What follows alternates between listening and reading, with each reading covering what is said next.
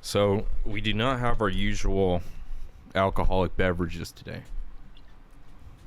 We have kombucha and tea. You would think, right? Is it like a Rebel? No. Oh, God, this is more painful now. Dutch Bros, and I don't know why I keep going back, like some sick, dependent, like, ex-boyfriend that just needs the company. Because, you know, Dutch Bros has good drinks, but when you ask for an iced coffee, they make you an Americano, which is cool. Yeah. But, dude, this shit is so light. It tastes like coffee water every time. It's like, I forget to, like, tell them to add shots. Yeah. It's gross, but I waste not. I'm not waste not. Yeah, I'm not a huge fan of Dutch Bros. I mean, they have good tasting drinks, but Yeah. like I am definitely just like I just want coffee, you know. Like, just give me a nice strong coffee and I'm good. Do you want the 911 Rebel Ultra Kicker? And you just feel so bad for God, those people working like they have. Here's what gets me is like I think Dutch Bros, like whoever came up with it, is a true sadist, because these poor people are like out in the Arizona Phoenix summer heat. It's like 114 fucking degrees out, and they're like at the drive-thru line, like, hey, what's up, yo? They have to keep their persona like radical Dutch Bros. What can I get you, brah?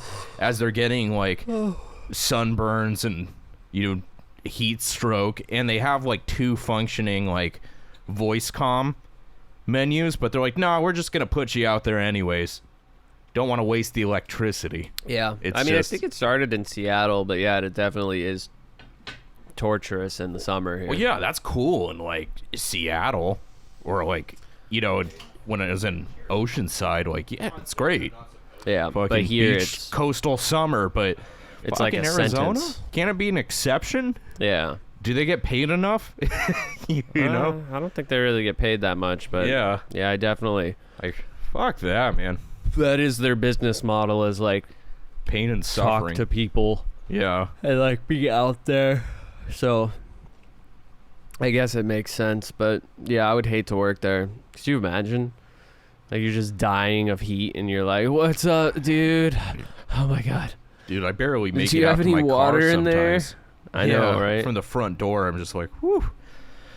I was yesterday when I think I may have mentioned this to you, but it rains and it looks nice outside. Yeah. I was like in my car, AC, pulling up to Walmart, and like the asphalts were all wet. When I got out, it was like someone was just holding a hot washcloth over your mouth.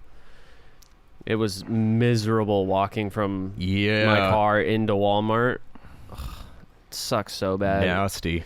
I need these next couple months to go by, man. It blows my mind how you just go like 2 hours north, and it's like an entirely different state. Right? Yeah. What's it up there? It's like higher elevation and shit. Like the high 80s? I mean, when we're in like the triple? I'm not sure. I think it does get to like 90, maybe 100. Yeah. Maybe not like all the way up in Flagstaff, but... Yeah, I was just saying, Flagstaff, I don't think it hits a hundo. Maybe it does, I don't know. I think it can definitely get hot, but just not as hot as down here. Yeah. But yeah, it's fucking awful. I can't stand it. Fuck the heat. Fuck the summer. It needs to end. Yeah. End. But yeah. So we're going to be putting up Patreon for our APS bill. Yeah. These next couple months, if you want us to continue making comment we're gonna make in an air-conditioned venue we're that's gonna survivable. Make a GoFundMe just for the AC. God, yeah. Oh, that's like that's miserable. UK or whatever has been going through a heat wave, and they like most places don't have AC, and they have like really insulated walls and windows and stuff. Oh God, that's awful. So their houses are like ovens right now. It's only like 99 degrees there, but to them it's I mean, that's terrible though, because I think it's a little more humid. And yeah, it sucks. God, you're in a easy bake oven. Mm-hmm. Shit. I always wanted an easy bake oven when I was a kid. Yeah? I was like, yeah, I can make little cookies and stuff. That's tight. Do they really work? Yeah, they used to. I don't know if they like still make them. I'm saying, how is that a toy? I never understood. Like, how do you not burn the fuck out of your hand as a kid? I don't with think like a little. I don't think it gets like super hot. I think there's ways that it's protected. I don't really know how they work or anything, but I know they were like safer, Yeah. It's like you couldn't just like stick in your hand in there and burn. Yeah, huh. And I think like the size of the like dough that you were making and stuff, it doesn't really need to be that hot. So you make like miniature little cookies, and I'm sure if you tried to like cook a chicken in there, it wouldn't go too well. But just a full-on fucking feast or rotisserie. Stuff a chicken breast into an easy bake. It's just oozing out. That seems disgusting. Yeah, that'd be funny though. Yeah. We should buy an easy bake oven. We should. It'd be a good prop. A prop that we haven't used. Just like when Forrest is over last night, he's like, "Why do you have the old phone?" Right. The old Goodwill phone. Yeah. It's like, trust me, this will come in handy someday. It'll come up eventually, and I'll be glad that I bought it. You don't want to be left sitting there being like, "Fuck, I wish I had the old phone." I know, right? Yeah. Like if you need it for a prop, if you're trying to do a funny bit, you gotta have an old office phone. But I wouldn't mind doing that if I had a call center job, but work from home. Just get the oldest one that could function, just for the heck of it. Yeah.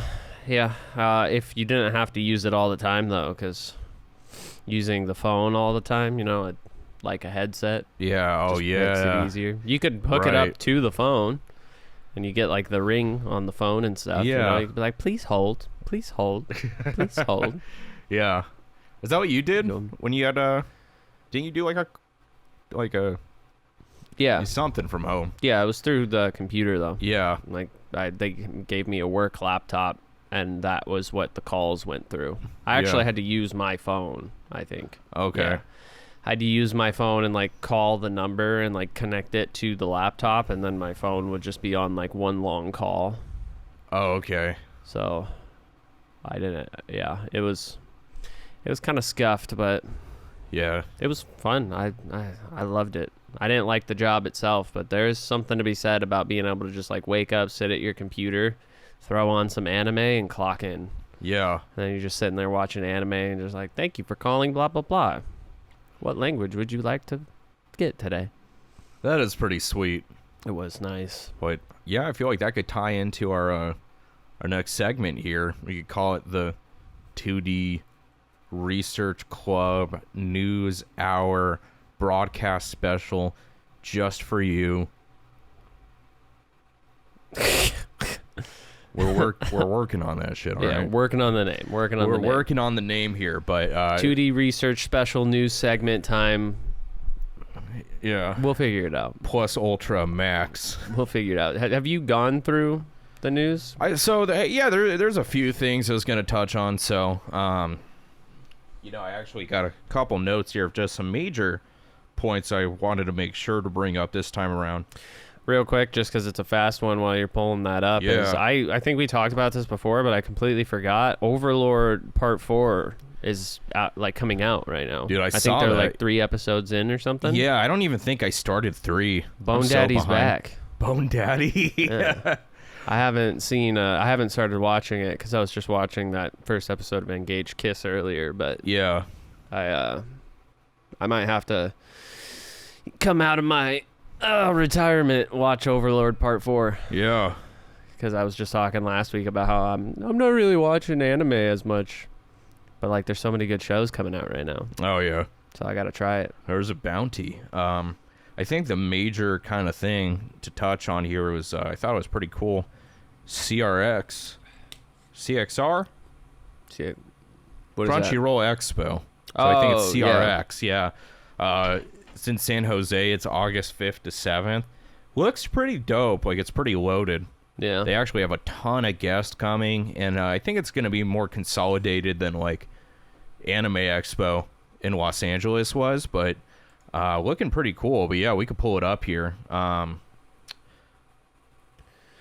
There's a bunch of the virtual panels, which I've never done. I don't really... Is it just like a giant Zoom call?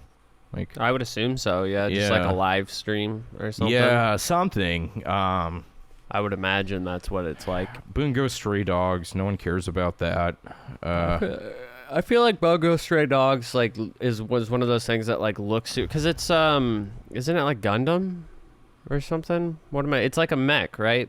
It's like a popular one. No, it was like the detective children, I thought.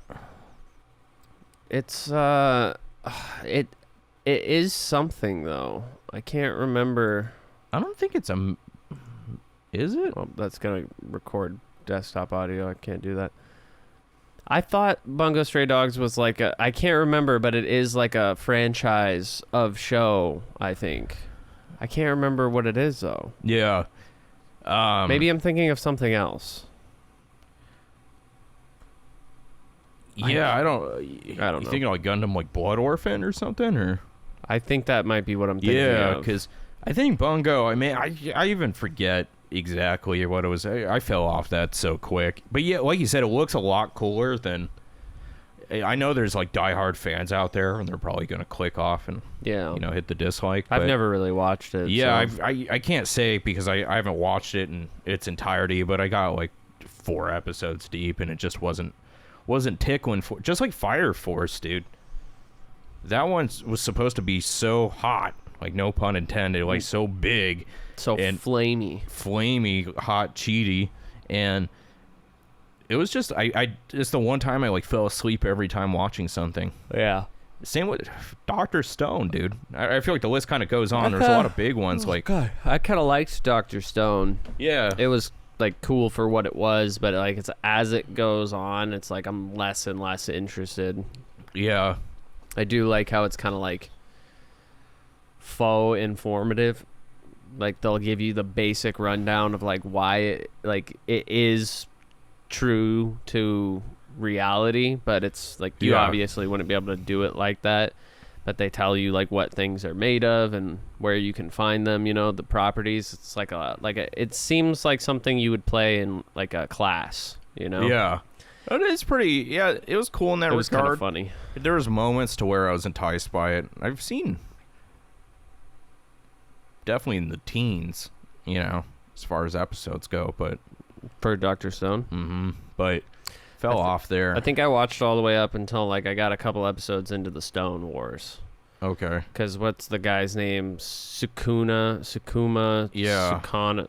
I think Sukuna is from Jujutsu. Sukuno. Yeah. Yeah. But the villain in Dr. Stone is he's pretty cool. Yeah. He seemed like a cool villain, but he's kind of like just a Chad though, isn't he? Yeah. He's like really strong, handsome, and intelligent. Yeah. And he wants to kill all the adults. He's like, I could just take over the world, Mm-hmm. I'm fucking handsome Squidward Tarzan over here, Pretty much, yeah. Yeah. He is very reminiscent of Tarzan. Yeah. It's kind of funny. They also, just a couple more things of the Crunchyroll Expo, they have a Chainsaw Man panel. Yeah. That doesn't look like it's a virtual one, but the Rising of the Shield Hero roundtable is a virtual panel. It sounds cool, kind of naming I imagine it they're just gonna, sit around and talk about the show. Season 2, yeah. HoloLive panel. So, yeah, I mean, as far as I wish I knew more about like the inside of it, like I had gone to one, because I imagine like anything you could find, because there's a plethora of merch on the Crunchyroll store online. Yeah, you could probably, there's like special limited event customs like figures and apparel and posters of different merch and stuff, so that's pretty cool. And I really, one thing I have always admired about Crunchyroll over the rest is their marketing. Like I like they have the mascot like Crunchyroll Hime. Yeah, well, that's relatively new now, isn't it? Yeah, it's like it's definitely new-ish, but yeah, I like they do her little animations with her sometimes and kind of personify Crunchyroll a bit. Yeah, I mean, yeah, they had that whole. I think it was when they did the update to the website for that like Crunchyroll beta. That's like the new one. I think that's when they kind of started adding more stuff like that. But it definitely is better than just like, oh, here's the, just like a regular website. It is. Yeah. It is a nice form of marketing, I think, just to make it a little more characterized. Yeah. Oh, definitely. I guess we could just talk about some of the new shows coming out too. I mean, yeah. Well, I think somewhere in here there's like the summer. I want to talk about that. What? Which one? Because that's still, I'm trying to figure that out. So, because you'd been talking about streaming this. Yeah, Stray. So Stray made it to Crunchyroll News, which we found fascinating. So Stray, if you're not familiar, I think you could probably actually better explain it than I, but... Yeah, so you play... I've been looking at this game for a long time. I can't remember when I saw it, but I saw it as like at some game conference, the release. Yeah. You just play as a cat in like a cyberpunk world that's filled with a bunch of robots, and you befriend a little drone that like attaches to your back. And I haven't seen too much about it because I'm actually going to play it like after we're done recording this. I'm going to stream it, so I've been trying to keep as much information away from me as possible so I can, you know, go in blind and experience it. But the simple concept is just, I think it's like a puzzle game, kind of like adventure RPG style, and I'm assuming you're going to use like the robot to like probably hack doors and stuff, you know, do things that the cat wouldn't be able to do, but... You just explore and shit. A lot of the mechanics are like what cats would do, so you know, you can like scale buildings and stuff like that, and I'm assuming there's going to be some like sneak tactics in play and stuff, but it seems like it'll be a super fun game. And it also does look like your suspicion here that Hime, Crunchyroll's mascot, live every Tuesday and Thursday, because they said Hime would be streaming it. But so I was like, is there a VTuber that's playing the role of Hime? Or it almost looks animated right there, like they let's just look at it real quick. No, it's a VTuber. Yeah, that's without a... I wonder who Hime is. That's cool. Yeah, you know, so they got a VTuber. Yeah, that's pretty cool. Yeah, that's cool. I might start having to check that out and just see what's going on. Yeah, live every Tuesday and Thursday. So it's through YouTube they're streaming. Yeah. I think YouTube is the better platform to stream on if you have like a community already. Like Twitch is easy and there's a lot, like it's very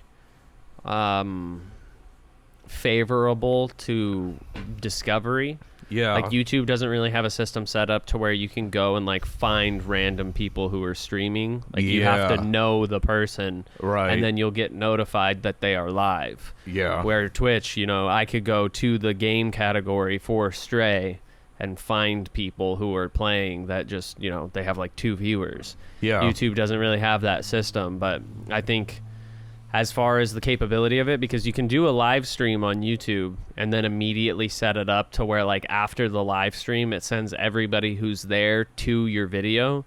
Like I know some people will stream and then they'll have a video that they have posted. Oh, yeah. And it comes out right as they end stream, so it just pushes everybody to that video and gets you in the algorithm more. That's good for a content creator. It's like 20, like say you have 15, I mean, you know, this is for the people who are on the platform and are succeeding, but say you have like 15,000 viewers watching your stream on YouTube, and then all of those people immediately get sent to the video that's just released at the end of your stream. That's 15,000 views in the first 5 minutes that your video is up. You know, that's gonna pick that video up in the algorithm, and it's gonna push it a lot more. And just the ability to like, you know, set VODs to just be uploaded afterwards and stuff. It's just all on the same platform instead of having to pull it from Twitch and put it on YouTube. But the big thing that draws people away from it is that YouTube's content ID is a lot more intensive, I guess I would say, because on Twitch, like, you can play copyrighted music and watch videos and stuff. You just can't like... Can you? Well, you can't, like, you would have to delete your VODs. But like how I have it set up is I have my audio routed, so Spotify is a completely different audio source from my computer, or just like regular desktop audio. Yeah. So I can listen to music while I'm streaming, but in the VOD, the music isn't there. So it doesn't save the music. Does it appear to the during VOD. The stream though? Yeah. No kidding. Yeah. Oh, that's so cool. So it's music can be playing while I'm streaming, but then when I go back and watch the VOD, all of the music isn't there, so I don't have to worry about copyright and stuff. With YouTube, if you even click on a video and like start listening, it'll immediately warn you like, hey, you know, this is a copyright problem. We'll shut down your stream if you keep during playing stream? Mm-hmm. God. Yeah. Yeah, that So you really can't makes do- it hard because music is such a pinnacle of, Yeah. content. And it's just imagine, like, if all videos were silent and there was no, like, music. And I get everyone kind of regurgitates the same lo-fi, Yeah. I'm gonna show you, my apartment tour, and it's just, it's like the Yeah. same lo-fi. But imagine if you could put on, like, I don't know, Pretty Rave Girl while you're doing an apartment tour, or Yeah. like, Carnifex. Like, it would just change the I mean, yeah, change the game. The music industry with copyright and stuff has, is kind of problematic, but there are ways to get around it and to do things correctly, getting licenses and stuff like that. But it just kind of puts people in a position where that's why it works for people who already have a community and have like some sort of success, because I know like Ludwig plays some music during his streams, but like he got the guy who did the music for Sunset Overdrive or something. Okay, yeah. He got him to make him 2 songs. Like he, Okay. commissioned 2 songs from him. Yeah. So that he can use them on his stream. So, it 'Cause doesn't yeah. make sense for someone like me who like I can barely afford my own shit. I can't pay somebody to make music for my stream.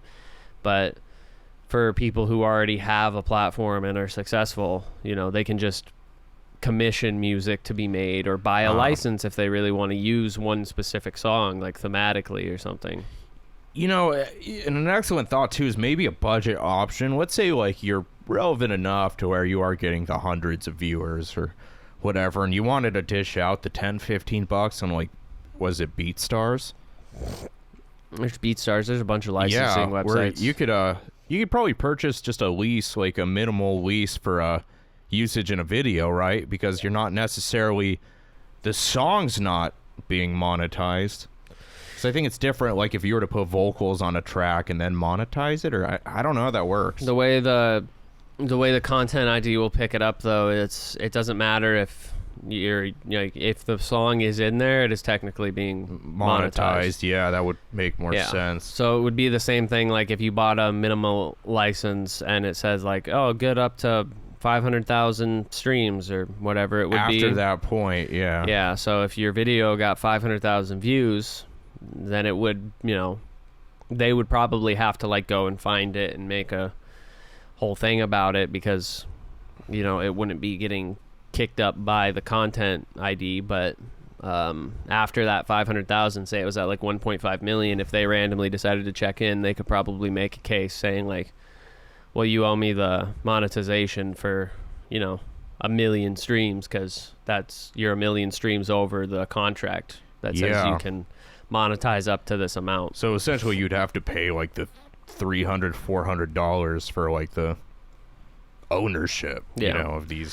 So depending on the producer and what they charge, because I know you can get some lower. There's some that you can get unlimited exclusive rights for like $50. Okay, so that's where it's like that's within reason. It depends on just like their station, like how successful they are, the quality of it, how far along they are through it. Like if it's just someone new that hasn't really, developed much of a community or anything, they're going to be selling shit for cheaper, you know? And if you can get in and get a good couple of those, before they actually get the recognition and start charging what they're probably worth, you just got to kind of sift and find those people, because if they're if it's good quality music and they're charging that cheap for it, then like how are you going to find them if nobody else has? You really got to do some digging. Yeah, that's a good point. Yeah, it's tough, but it's a whole thing, streaming. But just to cut back to what started the conversation, it is cool that they made Hime into a VTuber. Yeah, I definitely do want to check that out. I'm just gonna look that up real quick, dude. It's on YouTube, right? You said that? I can't really. My eyes suck. Yeah. So Crunchyroll Hime's I'm just gonna YouTube see channel. who's playing, if they're even giving that information away. Who Hime is being played by? I imagine they wouldn't if it's a character being played. is a female corporate bilingual English and Japanese virtual YouTuber. Official mascot. This is interesting. As far as the character, Hime is a kitsune in a human form. So she's a fox. Yeah. And she fell in love with the anime after stumbling across a couple watching Astro Boy on television. While she is over 100 years old, she has a youthful personality and keeps up with modern trends in anime, video games, music, and pop culture. Her younger sister, Sadachi, plays a prominent role on her channel as her moderator. She often shows up in written text on her channel and in her chat, usually sounding more monotone and less excited than Hime. Hime also owns a black cat named Yuzu, who she calls her best friend and loves dearly. Wow. I didn't know there was like a whole lore. Yeah. Well, I mean, you don't watch Hime. You don't watch VTubers much, do you? I don't. The lore on them is pretty deep. Like they definitely have like full characters. You know, I don't know how truthful it is to like the some of the more like just people who are playing as VTubers.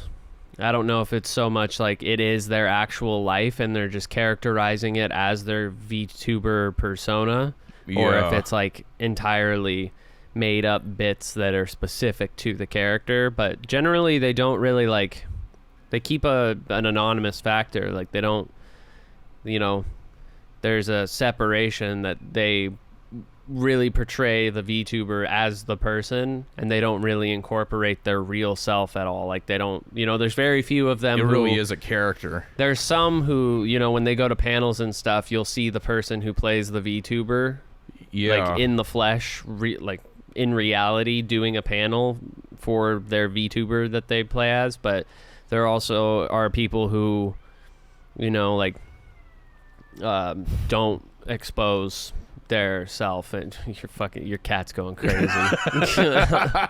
Yeah. She's losing it. But yeah, and that makes more sense because I guess it's the same principle of telling a kid Santa's not real. Yeah, they want that immersion. Like, you want to be like, oh, this is an actual little character talking right now, and someone's just breathing life through a voice, but it's not like they're just putting a character over their face. I think for a lot of VTubers, it's less about the person playing the character as it is like they're trying to portray that character, they're trying to show you the character, not that they're trying to they want you to forget there's a person behind it playing them. Right. They want you to have that immersion of like being invested in the storyline they're trying to present or whatever. I want to look more into it because it does seem interesting. VTubers are pretty cool. I thought they were kind of cringy when I first, stumbled across them a couple of years ago. Kept me away from it. But I've been introduced to them through other creators I watch and stuff, and I've actually kind of, I've started watching some clips and stuff, and obviously, like, I watched Iron Mouse a lot now. Yeah. But they, oh, that's the one that's, like, bedridden? Yeah. Okay. I think she's doing a little better now? Yeah, a little better. She still can't, like, go out much, but there is, I can see the entertainment value. I can see where it is. It's because it's like, whereas from the outside, if you don't really know much about it, it does seem kind of cringy, and it's like, why would they do this? This doesn't. You're just playing an anime character, which is rich coming from me. But watching it actually makes more sense to me because it's like I'm not watching somebody just stream. Like this is somebody putting on a show through and through to its core. Like they are playing a character, and they're.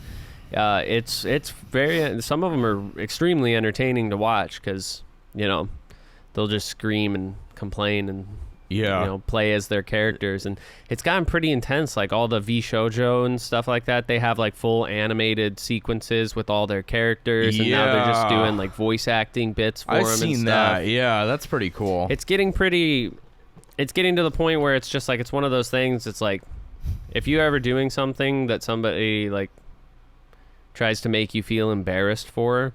It's just proof that if you keep doing it, it can turn into something that is way bigger than they were ever giving you shit for, Yeah.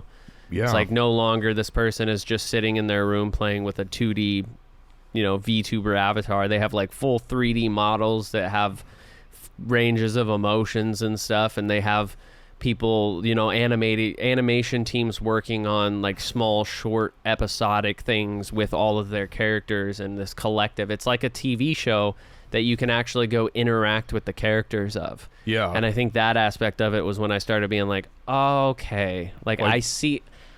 Maybe it's not entirely like I don't have a vested interest in VTubers or anything, but I definitely see how it's entertainment. Learn to appreciate it for what it is. Yeah. It's fascinating, and it kind of does. I think that was an excellent way to put it. It bridges, you know, a character that we could resonate with in a show, but bringing it to an interactive format where you're like, oh, I could actually chat with this character. And kudos to them, the ones that could really maintain a strong character throughout. As you just know, the cesspool of the internet and people, you know, going on their, I imagine a VTuber stream and the stuff they're saying, you know, and they just have to like still keep a character and kinda, you know. But one more thing on Hime-chan, just because like I saw this and I was holding on to it because I thought it was fascinating here. Where'd it go? Here it is, kind of little tidbits about her. It says Crunchyroll Hime is a huge fan of Hatsune Miku and has a crush on her. She made multiple attempts to impress and date her in the daily life of Crunchyroll Hime webcomic and owns a Miku body pillow shown on the floor of her room during her streams. I think, and that begs the question, because she's 100 years old. How old is Hatsune Miku? I don't know. I mean, how long has Hatsune Miku even been around? Yeah, but like, is there a canon? I never thought about it. Is there a canon age of Hatsune Miku? I think so. 16.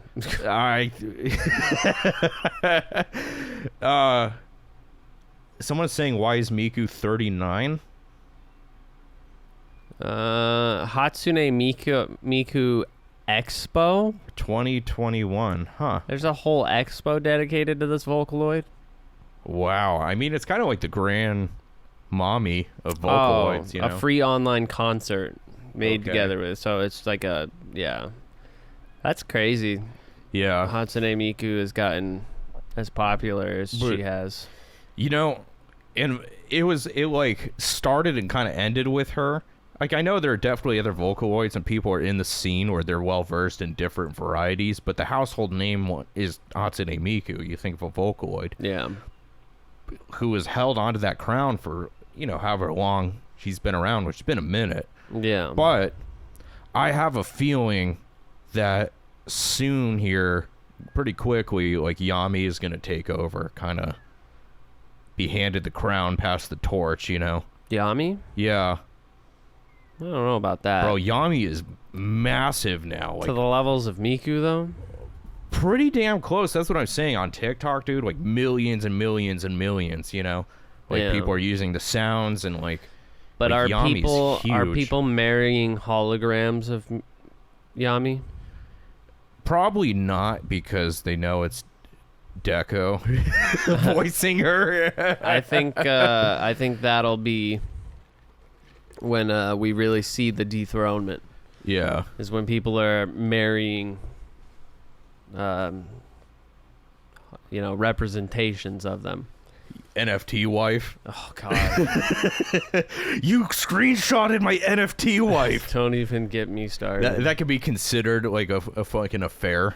Right. Why do you have my NFT wife saved on your hard drive? Oh, I'm gonna edit the shit out of her. That's so dystopic. I'm gonna give her a bored ape head. God, yeah, that's just. I can imagine all the terrible things. Could you imagine, like, you try to marry like a virtual, like a VTuber, but it's an AI, and you have to get an NFT marriage certificate? Wow, that's crazy. That would be weird. That'd be a world I don't necessarily know if I want to live in. Yeah. What else we got in the realm of news here? What's it saying about the great Jai-sama? English dub. Don't care. All right. Hell, we don't care about dubs around here. Sorry. No. Like, seen it, know it, love it. Don't need to wait for a dub. What else we got? What else we got? 3 classic Pokemon anime films head back to Japanese theaters this summer. Just let it die. Ash has had enough. He's tired. He wants to go home, see his mom. Probably doesn't even know if his mom's still alive. Ash? Yeah, I've seen him get all the Pokemon, all the badges in the world. Does he ever go back and visit his mom? I think there have been occasions, but the reality, too, is, like, he's gotten all the success. I mean, he's pretty much a legend. A walking legend at this point. He's still walking around as But like I'm a saying, child. you never see him get a cell phone. You never see him go to a payphone. Oh, I'm going to go call my mom real quick, you know? Yeah. He's continents away. How the hell is he contacting her? It's just... He's just a bad son. He's selfish. Spy Family celebrates 1 million Twitter followers. With adorable Anya illustration. I could get behind that. Should we see if it's adorable? It is cute. It's cool. Yeah. I appreciate it. Oh, that's I cool. still haven't watched Spy Family. Oh, yeah, that one, excellent. I've watched like 2 episodes of it, but that's about Yeah. it. That one definitely builds, too. I've seen all the Your cosplays, though. Oh, yeah. Pan Piano did one, I think. And much more. I don't know, whatever you were sending me. Oh, yeah. The Dojins. Yeah. What else we got here? What else we got? Oh, yeah, the live-action Yu Yu Hakusho. I thought that was kind of interesting. I think I saw something about it on Twitter that somebody was saying they might actually watch this one. Yeah, I don't know why they think it's going to be any better, but I feel like Yu Yu Hakusho, at least it's been long enough to where a lot of people are maybe detached from it, you know? yeah, I don't know. Guess. I don't know. They fucked all the other ones up, though, so I don't really know. Yeah, no one's ever been like, this is actually a good live action. Yeah. Like, I haven't heard that. And they've done a lot. What we need to do is watch the Death Note musical. Have you seen the Shrek musical? The Shrek musical? I think I've seen it like 3 or 4 times. Not by my will. I don't... Why? It's, Who's forcing you to watch this?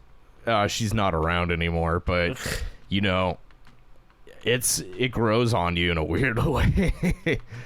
You're like, oh. Shrek Like, the musical. the story of them, you know, staying at I'm his an village. ogre. Yeah. But there's a Death Note musical? Yeah.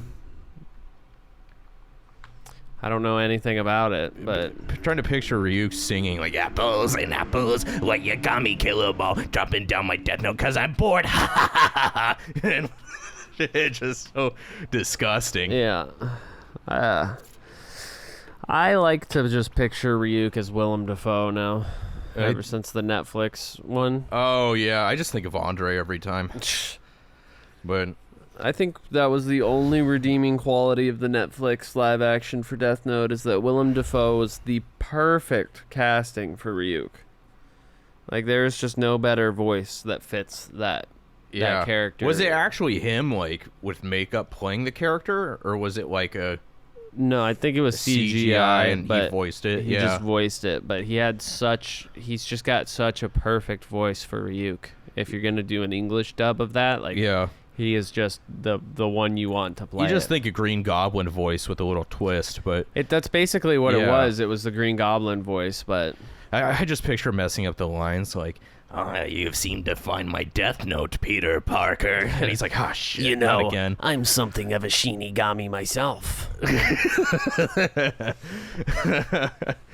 Drop one Death Note, and everybody loses their minds. Oh. Heath Dafoe, Heath Defoe. Yeah, I'd say this is cursed. Willem Ledger, Imagine that name, Willem Ledger. Willem Ledger. Willem Ledger? Willem Ledger. He do be ledgering. Yeah, Willem. Willem. You want to take a little fiver? We're about 40 minutes, so Yeah. I want to make sure we don't lose our audio. Yeah, sounds good. All right. Oh, back at it. Back at it again. So do you want to just talk a little bit about Engage Kiss, man, Demon Lord Loser Baby? Demon Lord Cryman, baby. Yeah. Now, you know, I think it is a loser, a demon, and a man and a woman. Yeah. And yeah, I've been trying to mention it to people. I'm like, the Kiss anime, I always forget Engage. Mm-hmm. So they're like, Kiss anime. I'm like, fuck. Yeah. How do I explain this? But upon watching it, because I know you're fresher. Yeah, right now. I watched the first episode and a little bit of the second episode before Yeah. I went and took a shower. I know I said I was going to wait, but I ended up watching the second one because I'm like, he's not going to watch it with me. Yeah. I have very small windows of time. It's pretty much eat, sleep, Valorant. Yeah, I got to play Stray and like video editing, and I started those coding courses and that's his way of saying trading Valorant and shit. And it seems like every couple of weeks I pick up something new, and I'm like, well, yeah. I was complaining 6 months ago about not having enough time. No, you literally find a new obsession. Yeah. Every time. But I resonate with that, not knocking it, because I do the same exact thing. But it's like, I remember you got into V Rising. Yeah. Obsession. Mm-hmm. You got into Jump King. Obsession. It's like until you like get your fill and your fix, but then you move on to the next thing. I never really stay on anything. Valorant I'll probably stay on for a while because I do want to rank up. Like my goal isn't to I'm not interested in Valorant. I mean, I am. I like it. Enough, it's fun. I enjoy it, but I'm like, my goal is to rank up. Yeah. That's why I'm playing You have an objective. Yeah. It's the same thing with Jump King, with anything I get interested in. Like, I have a goal, and once I hit that goal, then I can put it down Elden Ring. and pick up a new thing. Yeah. Elden Ring, I need to get back to, though. I feel like your longest running obsession, though, that you still come back to is Skyrim. Yeah. Like, no matter how old the game is, like with mods and just it's fun. Yeah, occasions it's the one thing you go back to. It's broken though. Yeah. I can't get it to launch. Oh no, literally broken? Not just like, damn, that's broken. No, it's like literally messed up. I've been going through, and like, I can get it to launch. It launches with no mods, and it launches with some of the mods, but I'm just going through, and I have to like individually uncheck mods and try to launch it. Yeah. And like, one launch takes like 10 minutes to open. Yeah. So I just, every so often, I'll go back and try to see if I can locate which mod is causing the problem. But you get to a point where, at least I'll say you're probably better than most with keeping like a mod folder. I think there's a lot of times you just have random mods all over for the normal average Joe, me, before you showed me, organizing tips and tricks when it came to that kind of thing. But weren't we supposed to talk about Engage Kiss? How do we even... I don't know. Get... Yeah. We got somewhere in there, but... Dude, I was asking... Tell me how you feel about it. Oh, yeah. Dude, Engage Kiss... So, I think there's a strong reminiscent quality of Darling in the Franxx. Just... Where are you getting that? Because... Pink hair girl, strong, kind of like possessive, and also like needs man for abilities. That was the same quality for 02. Yeah, where she needed him. I can't even think of his name right now, but she needed him to pilot the ship. She couldn't like do it solo. Yeah, at least not well, So that's where I kind of built that strong connection. But I can kind of see it. Yeah, see how that kind of makes sense now, but. It's interesting watching it because I didn't know if initially it was going to take a very serious, dark tone. Kind of like I was almost expecting, it's probably the pink hair thing, but I'm thinking like Future Diary. Yeah. But for my examples, I can't get pink hair out of my head. But you know what I mean? Like, it was going to be deeper and darker, or if it was going to be like lighthearted and rom-com-y, because it is technically listed as a romantic comedy on there. Yeah, it definitely has that once you get into it. It has both. Yeah. And it is more serious than your typical run-of-the-mill rom-com, but there's the elements. I mean, what do you think of it? Because I saw two episodes. So. Yeah, I mean, I saw a little bit of the second episode, but I thought it was pretty. I really like the animation, and I really like in the first episode where they actually start fighting. And I haven't picked up on their names quite yet. I know the guy's name is Shu, because she says it like a million times. But she's Kisara, and then I can't remember the blue hair. His ex-girlfriend. Yeah. Yeah, where I feel I like how, but I like how when they're fighting, they're like trying to attack each other. Yeah, But it's like they're, you know, they'll dodge and then they'll hit one of the demon dogs. dude, that was a sick. Scene. That was a cool sequence. That was creative as fuck. I mean, it's cool to see how it's gonna pan out because it's one of those shows where I could tell it's like unravel as it go kind of show. They give you everything, but you're like, why are there auctions? You know, what's this whole thing about the city? What's the whole thing about the mineral ore? His family, his ex. There's so much, like, you have no context. The to any of these exposition characters. is very, like, it's just, it throws you right into, like, you know a few things. Is this guy is, hasn't been working. He's got a money problem. Yeah. And you don't know where it's going from there. Like, I didn't have any idea what it was going to be. I had some kind of inclination that there was going to be some sort of combat fighting shit to it because I saw when I came in and you were watching it that she had like a sword, so I knew there was going to be some of that, but it doesn't tell you anything.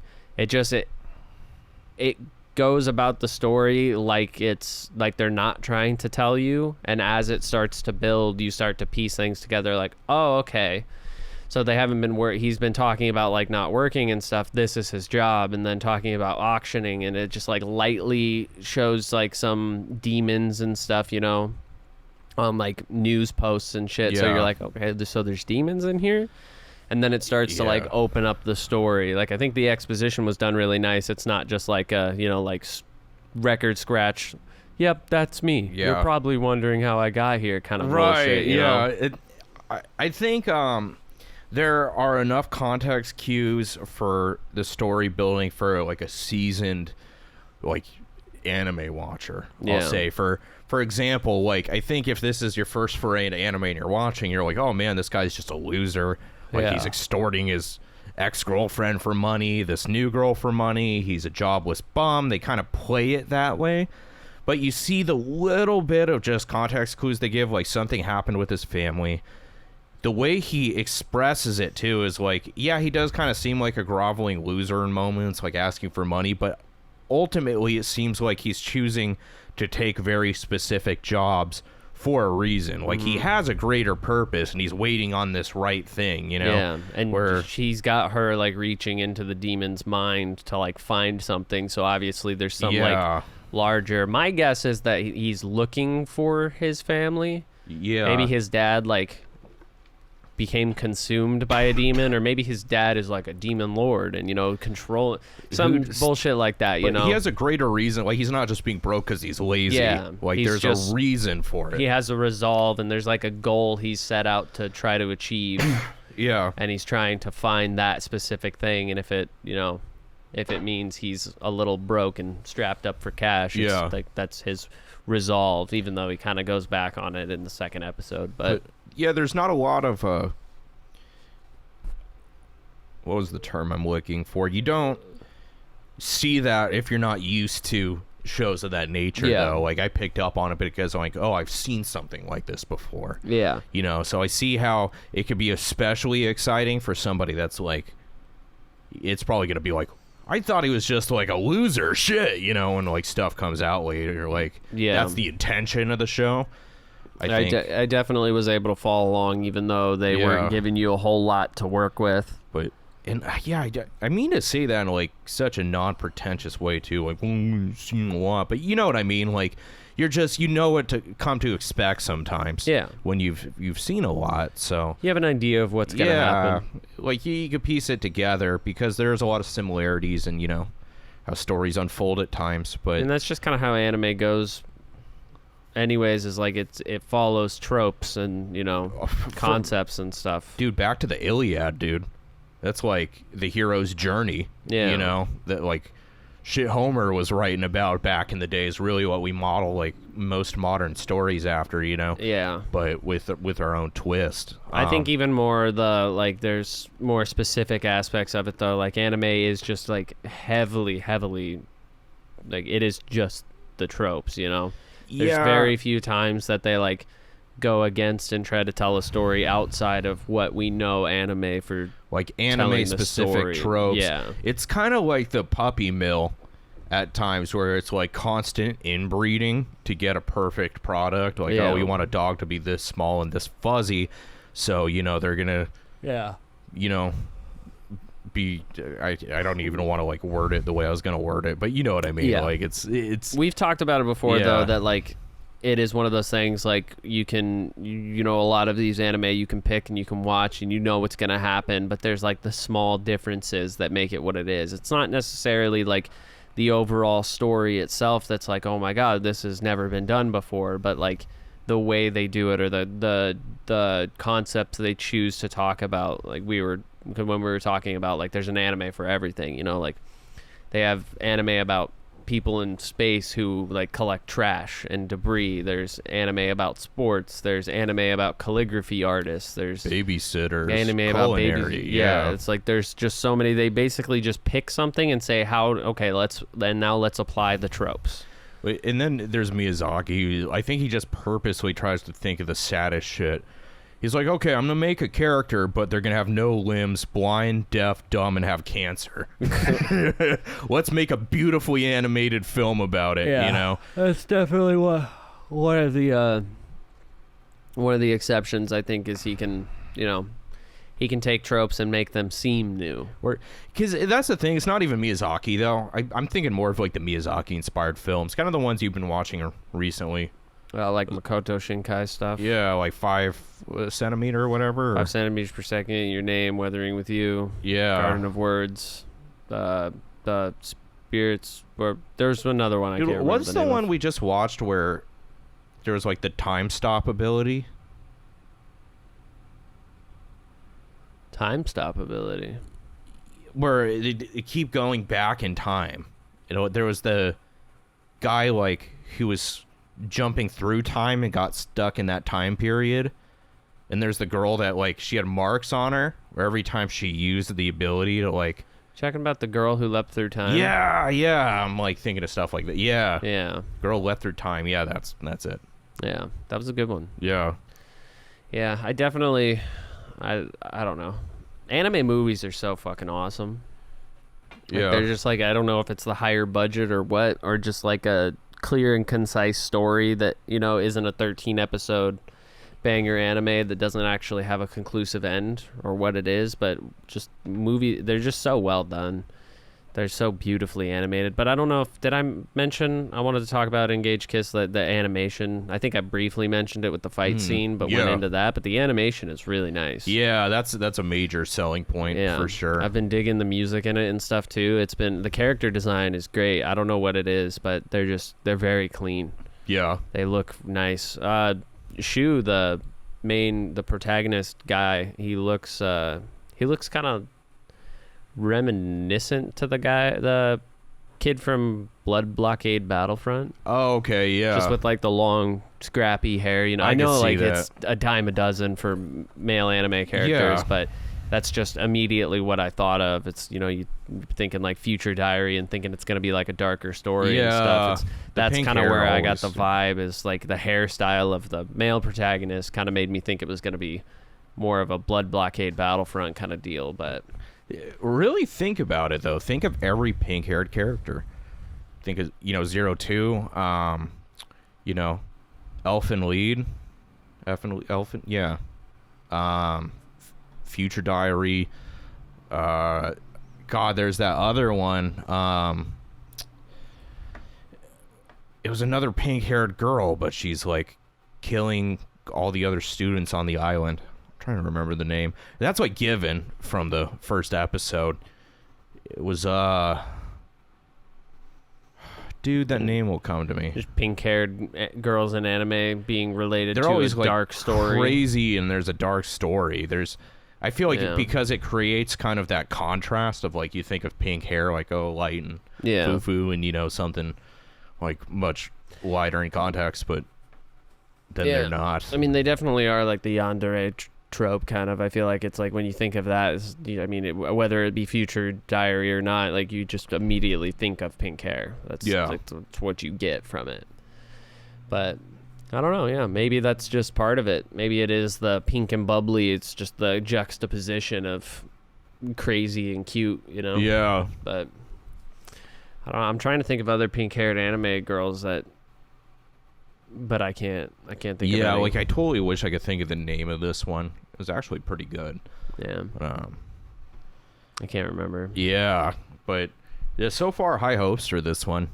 Looking forward to it every week, you know. It seems like 3. I mean, I definitely think like I'll enjoy watching it, but I don't Yeah. know if it's gonna be like something I go rant and rave and say you absolutely have to watch this show. Yeah, I mean that's a tall order right there. Like, But it definitely is a cut above the rest and everything else in that like for variety, you know. I feel like it'll be one of those where it's like really good one you might have not known about, like in a couple years. Yeah. You know, kind of like I think of shit, dude, I'm just so bad with names right now. It's the one I have the manga for it too with Gleipnir. I don't know. That one, it's like he's in the mascot thing. Like he is this like mascot bear, kind of creepy Friday Talking Night about Freddy's like looking Darwin's thing. game. It's no similar, but it's like actually very similar. Funny you say that, but like this girl kind of operates him while he's like this teddy bear suit thing. But it's like a banger and sleeper at the same time. Where I don't think it like popped off in the mainstream, but it's a good story. So Yeah. Well, yeah, I'll have to keep up with that one. yeah. I think really the only other thing is just from going through the news and seeing like what's coming out and stuff. The only other thing that I think I can touch on is we were just talking about it on our little intermission, but The Devil is a Part-Timer new season. 2. Yeah. Just how long ago was it? Because I swear I watched that like 8 years ago. Bro, same here. I was like, you know, how about let's look that one up. Because that's old. While you're looking at that, I'll just say like, because I love that one when it came out, but that was literally I feel like when I was getting into anime. Like, seriously, like a couple years in or something. I'm so curious, dude. So does it say original run 2011? Or is that the manga? The light novel. The light novel. So when the animation come out? Anime television series 2013. 2013. So almost 10 years ago. Almost 10 fucking years. Yeah, because I was like, I remember I was watching it when I lived here before. Yeah. You know, like it also like I think The Devil is a Part-Timer is like the more I don't want to say better done or anything, but it's kind of like in the same vein of similarities to me as like I couldn't become a hero, so I reluctantly got a day job. Right, you know, those kind of, it's like the convenience store to another world, or there's another new one that's coming out this season called like Pharmacy Fantasy or whatever. You know which one I'm talking about. How to Not Summon a Demon Lord's kind of in that realm, which was also a surprisingly good one. Yeah. But kind of. I'm thinking more like the on the flip, like How to Summon a Demon Lord, he becomes the Demon Lord. It's like an isekai, but it's like the reverse isekai. Like a Demon Lord is put in a position where they're like doing real world monotonous tasks. Oh, kind of like Kobayashi's Dragon Maid, where they're ferocious dragons that come and become maids. Yeah, like the protagonist in, you know, I couldn't become a hero, so I reluctantly got a day job. He's like a powerful hero, but he works at like basically a mom and pop Best Buy. Yeah. Then I kind of like those anime. You know, they're nice, lighthearted. Like they're not great in breaking the mold of anything, but they're nice to throw on because they're just like, it's kind of fun watching. Because I'm pretty sure the Reluctantly Got a Day Job one, it's like the Demon Lord is that small girl and she ends up like living with him. Oh, and then his other old party member from when he was trying to be a hero is like coming into the store and he's trying to hide the fact that she's a Demon Lord. Oh, Jahi-sama is a good example of that, where she was like the second in command and she comes back as like a chibi person that doesn't have her powers and works as a server at a restaurant. But talks, kind of has the mannerism, still talks like, I'm the Demon Lord, da, da, da. And everyone's like, yeah, sure, pal. It's kind of like that rhetoric, you know? Yeah. So, I did think, though, like, The Devil is a Part-Timer is a really good one because it's funny. Because doesn't the devil, like the main guy, he wants to just live this normal life, and like his second in command or whatever that's with him is always trying to like but sir, you're the like the devil. You're this all powerful being, and he's like, I just want a normal job. He kind of just gives up at that point. He's like, he had us run, and what gets me the most is the plagiarisms in this one. Like, he works at McDonald's. Oh yeah. It's just funny that he works at a McDonald's, you know. Those are always funny in anime when they like there's obvious branding that you know, but it's got like some just very slightly changed name. Yeah, it's fun. But yeah, and I like the hero in this one and kind of her character, and this was it was definitely.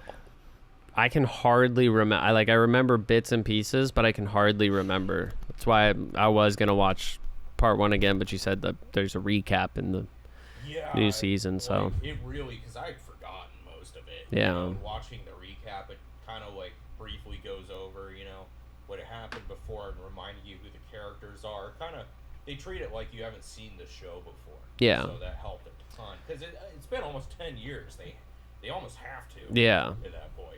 Yeah, I mean, I kind of want to like rewatch it too, but I'll just start with this new part just to see if, you know, maybe I don't need to rewatch it. I remember so fervently waiting for a season 2. I was like, oh, I can't wait. Yeah. It's been so long to the point I stopped giving a fuck. And now look, 10 years later. Now you're like, oh, gee, awesome, thanks. Yeah. Part 2. 10 years after the fact. I think this was one when I first watched it. I was like, yeah, probably not going to get more of this. Yeah. So I didn't even get my hopes up for like any possibility. What an era, though. That's when like isekai and the reverse isekai felt so fresh. Yeah. Like, I haven't seen a lot of them at this point, so it's really a fucking cool concept. I was like, another world, but this? Yeah. You know, and it's like... exciting as fuck. Yeah. How long has that been unplugged? I think it just... Okay. Hopefully. Okay. Or it'll be a lot of this. Like, yeah. Well, you might be able to slightly hear through mine, but yeah, that's funny. How do you always knock that out? It's a tendency. I don't know. Maybe my chords just. It's got like it's kind of like a hot dog in a hallway in this one. You know, it's got a lock on it. No, it's been stretched out. Like, I think it's seen a lot of chords in its day. Oh, and, okay. It's definitely But yeah, that's I did like that concept of like somebody from another world coming into just like normal world situations. Yeah. I think it is an interesting way to do it. It's like the reverse isekai, you know. Yeah. But I find them interesting. They are funny. And I think The Devil is a Part-Timer does a really good job of it. Right. What's going on over here? Okay, well, I mean, that's all I really wanted to talk about. You got any last bits for me?